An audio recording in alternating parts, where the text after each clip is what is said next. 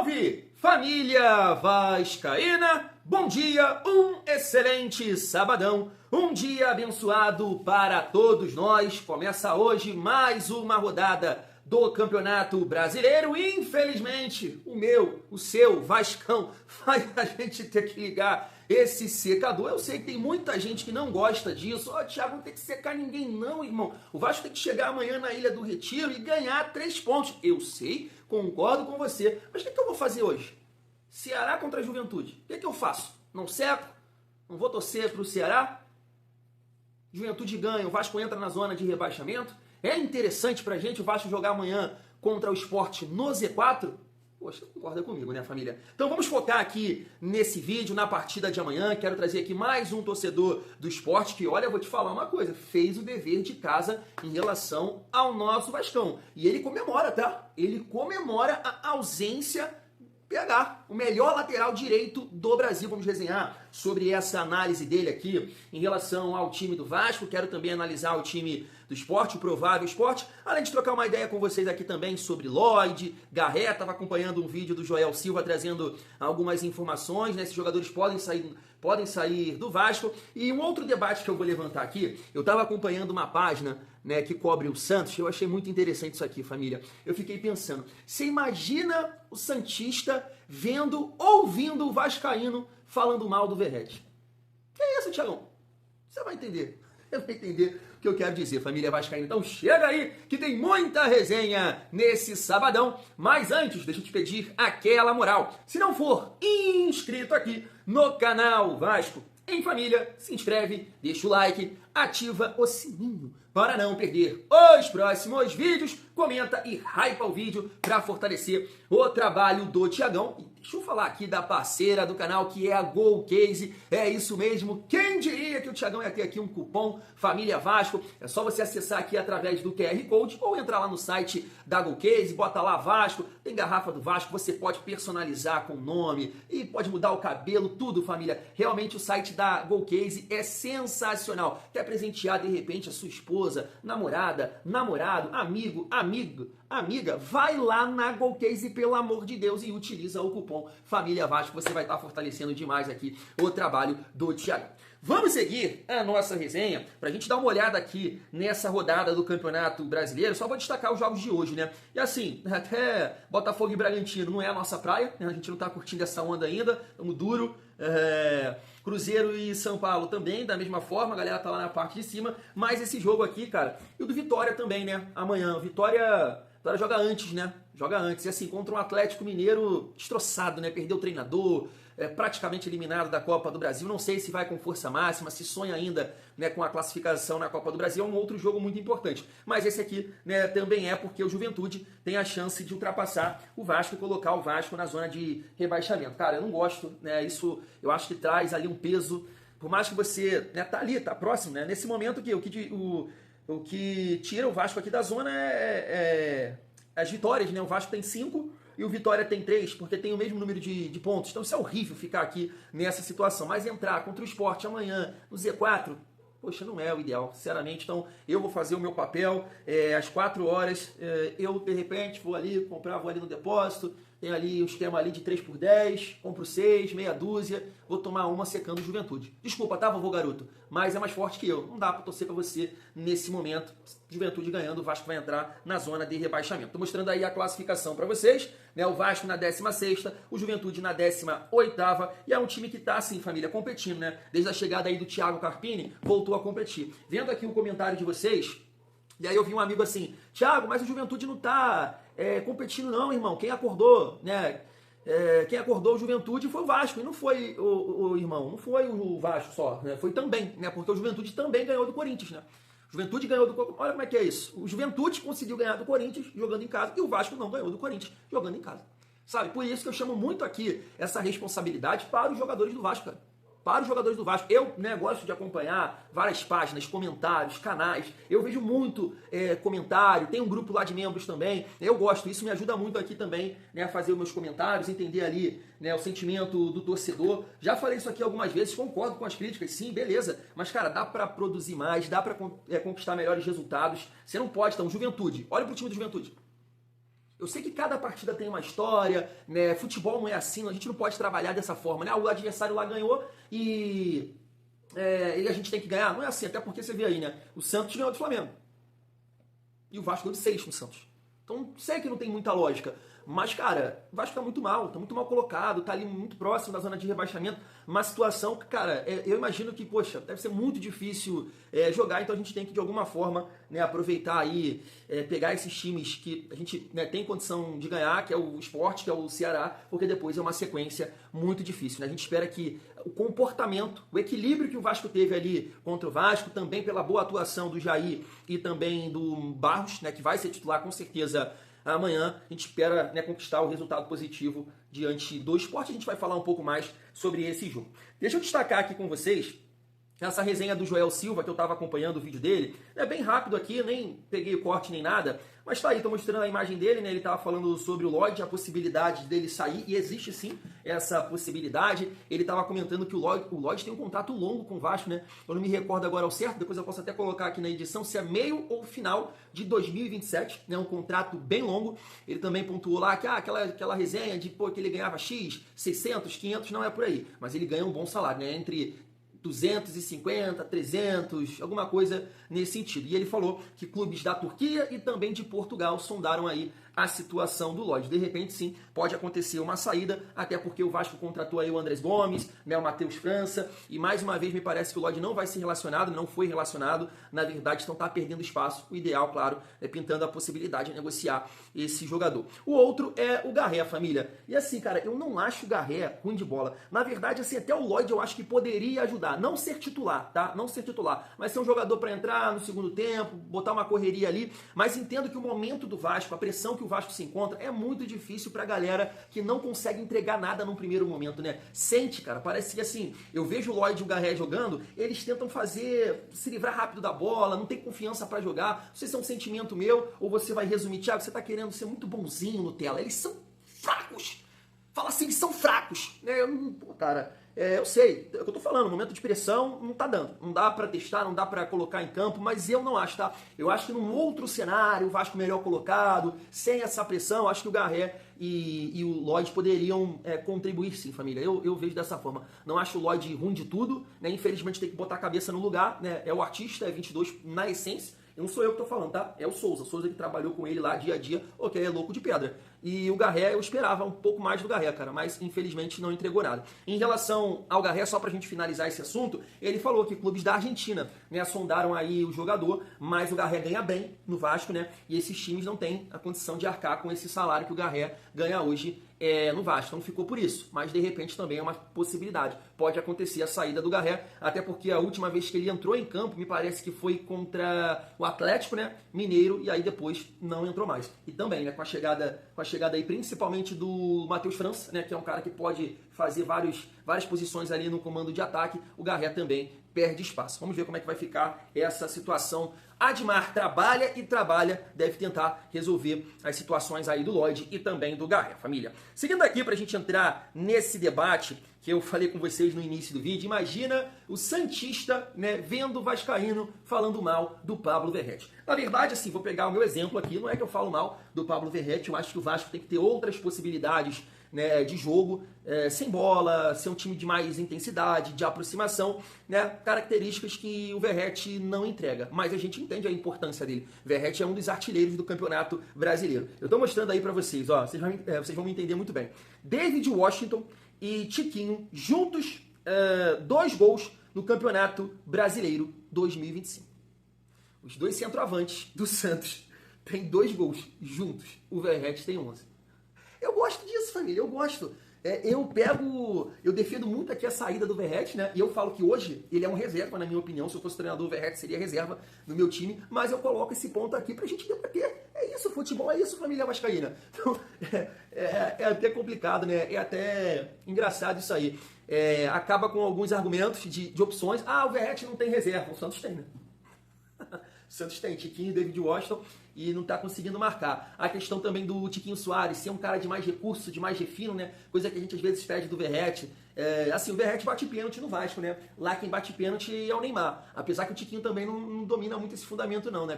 Ele tá perdendo pênalti, perdia pênalti direto aqui no Botafogo. Mas assim, família, eu coloco aqui essa visão do santista, né? Que com certeza, pô, tá maluco, esses caras estão falando do Verratti, o cara é artilheiro, tem 11 gols no campeonato, né, brasileiro. Mas eu continuo assim com a minha teoria. Até destaquei aqui, ó, um comentário, estava vendo também, gosto muito de acompanhar o comentário de vocês. E meu amigo Marlon comentou aqui no nosso vídeo da parte da tarde, né? Ele botou aqui, ó, Verratti tem que jogar. Eu tô sentindo aqui, família, lá ele, a força, a raiva que ele falou. Esse moleque quer barrar o Verratti tem que jogar no jogo contra o Sport. Eu, sinceramente, não defendo isso. Sei que os números do Verratti é impactante, né? 11 gols, tá ali colado com o Arrascaeta, que também tem 11, e Caio Jorge, né? O Caio Jorge tem 15. Então o Verratti, né, no caso, está a 4 gols de empatar aí com o artilheiro do campeonato. Mas eu entendo, família, que futebol também é jogado sem bola, também um jogador pode potencializar um outro companheiro, né? No caso, Coutinho, Nuno ou quem entrar por ali. Então, essa quantidade de gols do Verratti, de repente, com um jogador de mais refino ali, ela poderia ser distribuída. Você entende? Então, acho que em jogos, principalmente, tá? Em jogos fora de casa, eu sempre trabalharia o time do Vasco titular sem o Verratti. Para esse jogo contra o Sport e para esse jogo, essa decisão também contra o Botafogo. Então, assim, eu defendo nesses jogos, principalmente fora de casa, a saída do Verratti. Eu queria muito ver o Ryan ali. Muito. O Ryan, quando jogou ali contra o Bahia, foi muito bem. Foi muito bem. Mas, família, você imagina um santista vendo a gente reclamar ou falar, como eu tô falando aqui, para barrar o Verratti. Mas eu defendo sim, família, e não o ponto de falar que ele tem que ir, aquilo ou isso. Banco. E aí você consegue utilizar ele ali no decorrer dos jogos. Essa é a minha opinião. Para finalizar o nosso vídeo, vamos focar aqui nesse jogo contra o Sport, trazendo aqui um torcedor deles, né, torcedor do Sport, quero dizer, que fez bem, tá? Fez bem o dever de casa, analisando o nosso time, comemorando aí a ausência do melhor lateral direito do Brasil. Depois a gente volta, né, pontuando aqui algumas questões também sobre esse time do Sport, né? Separei aqui os 2 últimos jogos. O time que jogou contra o São Paulo, 2-2 em casa, e o time que tomou uma porrada, né, do Palmeiras de 3-0. Se liga só. Só uma palhinha aqui de Sport e Vasco. Eu até estava debatendo muito hoje em live sobre isso. Daqui a pouco eu vou trazer um outro vídeo sobre esse contexto aqui do Sport na Série A. Rapaziada, seguinte, próximo jogo contra o Vasco na Ilha do Retiro. Velho, cenário muito difícil, lógico que sim. O histórico do Sport contra o Vasco não é bom. Os últimos 10 jogos a gente só ganhou 2. Um na Arena e um na Ilha lá em 2018. De resto a gente só toma trolha. O Vasco tem um elenco melhor do que o da gente. Tem o Ryan na ponta direita, tem o Verratti de centroavante, tem o Nuno Moreira na ponta esquerda, Coutinho na meiuca, Jair, Cauã, Barros na volância, são 2 bons volantes.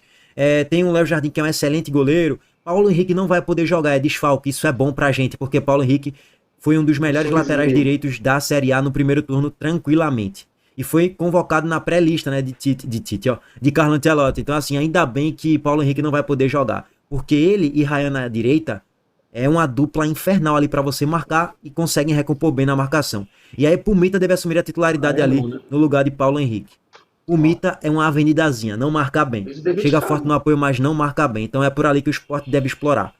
E além desse desfalque de Paulo Henrique não poder jogar, Tchê, um dos melhores jogadores do Vasco, também não vai poder jogar o próximo jogo agora contra o Sport na Ilha. Tá lesionado, vai ser preservado, assim como o próprio Paulo Henrique. São 2 desfalques importantes pro Vasco, que o Sport, não vou dizer que passa a ser favorito no jogo, porque o Vasco tem um elenco bem melhor, gente. Se a gente for fazer um mano a mano, é 8-3 pro Vasco, pô. Infelizmente. Mas assim, fator Ilha do Retiro, a gente tem que vencer. O problema é, Lucas Lima deve ser desfalque pro jogo contra o Vasco. Não treinou ontem e sentiu uma entorse no tornozelo, então provavelmente ele não joga. Quem deve assumir a titularidade, acredito que é Atêncio, na meiuca. Derek Lacerda em tese volta. E aí você tem Kevson na lateral esquerda. E aí é outro buraco que o Sport tem. Agora vai ser suprido com o Luan Cândido, né? E no setor do segundo volante, o Sport precisa pra ontem. Tá, dentro de tudo isso, a gente vai fazer um pré-jogo mais completo aqui no canal. O Sport vai ter que ganhar o jogo.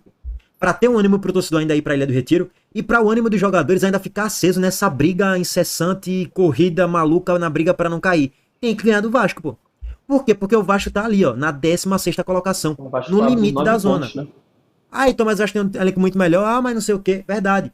Apesar do Vasco ter um elenco melhor, o jogo por encaixe do Sport contra o Vasco pode funcionar. Como funcionou do Juventude contra o Vasco. As últimas 2 vitórias do Juventude no Alfredo Jaconi, uma delas foi contra o Vasco. Foi contra o Vasco. 2-0. Um jogo de marcação. Bloco médio baixo, às vezes subia a marcação pressão. E o Juventude fazia jogadas em transição e funcionou. Fez um gol de pênalti com o Nenê, um outro gol com o Gabriel Talhari, venceu o jogo. e 2-0, sem sofrer muito. Sem sofrer muito susto. O Vasco é um time que gosta de ter posse de bola. Sair trabalhando ela desde o campo de defesa. E o Sport pode sim marcar forte e sair em transição para vencer o jogo na ilha. Até porque a lateral esquerda do Vasco é com Piton. Que beleza, muito melhor do que Kevson, mas ele não marca muito bem. E aí o Sport pode explorar o corredor pela direita e o corredor pela esquerda. São as fragilidades do Vasco, tá? Então assim, tem que vencer. Pra ainda, como eu falei pra vocês, ter ânimo pros próximos jogos, né? Pra sequência da Série A. Mesmo que perca pro Bragantino, pô, tem um jogo contra o Corinthians aí, pô, ganhou do Vasco, dá pra ganhar do Corinthians pra encostar um pouco mais no vice-lanterna pelo menos. Aí depois tem o Fortaleza e o Fluminense. Um fora e um em casa, um confronto direto. E um jogo contra o Fluminense que se o Sport conseguir pontuando bem, minimamente, ainda vai ter ânimo pra, pô, ganhar. Tendo uma sequência boa aqui, a gente voltar um pouco pro campeonato. Mas ainda assim é uma espiral muito, mas muito difícil pra gente escapar da Série B, infelizmente. Fala comigo! Ele fez o dever de casa, hein? Analisou bem o nosso time. Vamos trocar uma ideia sobre essa partida. Antes, deixa eu fazer aqui uma correção. Eu acho que eu comentei aí, né? Reagindo, eu falei que o Vasco ganhando poderia abrir 9, e não é 9, né? Nesse momento já tem essa diferença de 9 pontos, né? O Vasco tem 19 e o Sport 10. O Vasco pode abrir 12 pontos. Por isso que eu entendo também dessa forma, né? O Sport perdendo para o Vasco dá uma desanimada legal. Agora ganhando, né? Vai com certeza aí ganhar um fôlego, né? Então, por esse motivo, o Vasco tem que, com certeza, tentar vencer, né, família? Eu tava vendo, né, analisando aqui o time do Sport contra o São Paulo e também o time que jogou contra o Palmeiras, né? As duas últimas partidas. Destacando aqui primeiro a partida contra o Palmeiras, né? Que não jogou o Derek Lacerda. Eu pensei que ele estaria suspenso para o jogo contra o Vasco. Não, ele ficou suspenso nesse jogo contra o Palmeiras. Ele volta agora contra o Vasco. Quem jogou foi o Pablo, né? E aí Mateuzinho, Léo e Lucas Lima. Nesse jogo contra a gente, né? O Lucas Lima não vai jogar. Tá todo mundo, né, dizendo que ele tá lesionado. Mas chama atenção aqui, família, pro comando de ataque, né? Porque nesse jogo contra o São Paulo, que o Sport abriu 2-0 e depois o São Paulo correu atrás e conseguiu empatar, eles começaram o jogo com o Mateuzinho, né, pelo lado direito, o Léo Pereira, que é um atacante que veio do Sport, tem uma boa condição física, corre muito bem, dá muito trabalho ali pro Pumita, embolou aqui, o Pumita é tão cansado na alma que... Sentiu? Bolou aqui, na hora que faça uma grande partida, pelo amor de Deus. E aí no comando de ataque, o Derek Lacerda, que a gente conhece bem, né? Jogou contra ele no ano passado, ele jogava com a camisa do Cuiabá. Então assim, mudou muito, né? O comando de ataque do Sport em relação ao primeiro jogo, do primeiro turno, quero dizer, mudou bastante, né? Era o Barleta, era o Pablo, o Lucas Lima ainda, o Lucas Lima era titular. Então esse time aqui é um time muito mais intenso. O Zé Lucas é um jovem jogador, esse tal de Rivera aqui, no jogo que eu assisti do Santos, ele é um volante que chega junto, tem pegada ali no setor de meio campo. Vai dificultar ali o jogo pro Coutinho, marca bem, protege bem ali a linha de 4 do Sport. Mas assim, família, a gente tem que olhar, né, pro nosso time. Eu tava vendo também que tem a possibilidade do lateral esquerdo, né, que é reserva, que é o tal de Kevson, eu acho que é isso. Ele foi muito mal contra o Palmeiras e eu acho que só tem ele como opção para lateral esquerda. O Sport contratou um jogador que foi cogitado aqui, né, acho que é Luan Cândido, né? Aquele jogador lá do RB Bragantino que estava no Grêmio, foi cogitado aqui, surgiu esse rumor e o Sport acertou com ele, né? Acho que ele não vai jogar contra o Vasco, né? Tá muito tempo parado, mal jogou no Grêmio, então deve ser esse lateral aqui que foi muito questionado no jogo contra o Palmeiras. Família, não adianta, né, a gente ficar aqui batendo na mesma tecla, porque senão, né, a gente fica sendo muito repetitivo, né, em relação a algumas mudanças que se eu fosse treinador, eu poderia sim pensar num estilo de jogo diferente, né, tentando buscar um equilíbrio, até pensando, né, no PH, não vai jogar, a gente sabe que o Pumita tem muita dificuldade na marcação e o Ryan tá tendo muita dificuldade para ajudar, para recompor, então eu pensaria assim, talvez, por que não, no Andrés Gomes, dependendo ali da condição física, eu acho que tem que botar para jogar, sabe, tem que botar para jogar, principalmente assim, a gente tá pressionado? Tá, mas poxa, é o Sport, eu tô falando que é um jogo fácil, o Campeonato Brasileiro não tem jogo fácil. O Vasco não tem time pra gente falar assim, ó, não tem. Ainda mais com essa pressão. Se fosse um outro cenário, né, time mais na parte de cima da tabela, a galera mais tranquila, sem essa pressão, de repente a gente passaria por cima do Sport, mas não é o caso. Né? Fica aquele medo de errar. A gente viveu isso em 2023, né, aquela pressão em cada jogo. Então, nesse momento, o Vasco está muito pressionado. Então, eu faria essas mudanças, colocaria o Ryan como referência, o Andrés Gomes para ser esse cara de profundidade e ajudar o Pumita, mas a gente sabe que o Diniz não vai optar por isso. Então ele vai repetir o time que jogou ali contra o Botafogo, e aí eu fico na torcida para que o Vasco possa repetir, né, a atuação, principalmente sem bola, né? Principalmente sem bola, com muito equilíbrio, protegendo bem ali o Barros, ajudando na parte defensiva. O Jair também, quero ver se o Jair vai conseguir manter aquela intensidade. Jair, cara, pulsou, coração bateu naquele jogo. Foi um Jair diferente, né?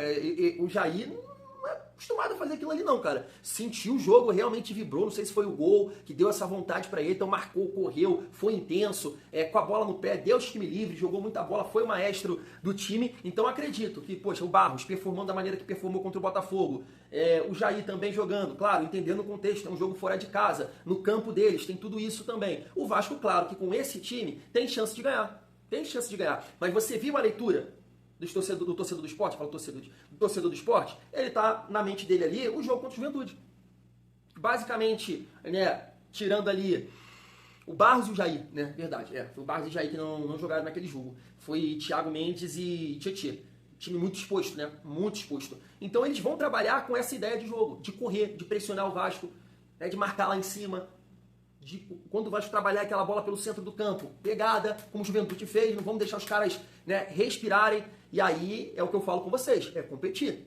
De repente a gente não vai conseguir, né, as linhas de passe por essa pressão, e o esporte vai, né, pressionar, mas o que acontece? É você conseguir se proteger bem, né, competir fisicamente, com a proteção ali do Barros, não tomar o gol, não pode tomar o gol, porque o esporte não vai conseguir isso por muito tempo.